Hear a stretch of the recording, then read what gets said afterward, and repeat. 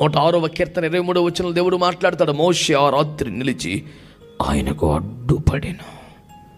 లిటరల్గా అడ్డుపడిన, వద్దయ్యా ప్లీజ్ అయ్యా, ప్లీజ్ అయ్యా, వద్దయ్యా, వద్దయ్యా, నేను చెప్తానులే, మాట్లాడతానులే, నీ ఒకసారి క్షమించయ్యా, నువ్వు పక్కకు జరుగురా, వాళ్ళ సంగతి చెప్తానంటాడు.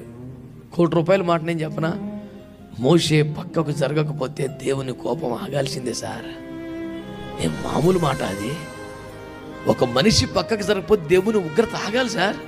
నువ్వు జరగవా, వాళ్ళ సంగతి చెప్తానంటాడు. అయ్యా కాదు అయ్యా, ప్లీజ్ అయ్యా, ప్లీజ్ అయ్యా. అడ్డుపడిపోయాడంటే రాత్రి. నేను మా సంఘానికి అదే చెప్తాను, ఒక్క ప్రసంగం కొరకైతే చర్చిదాకా రావడం ఎందుకురా, లైవ్లో చూసుకొని చూడండి.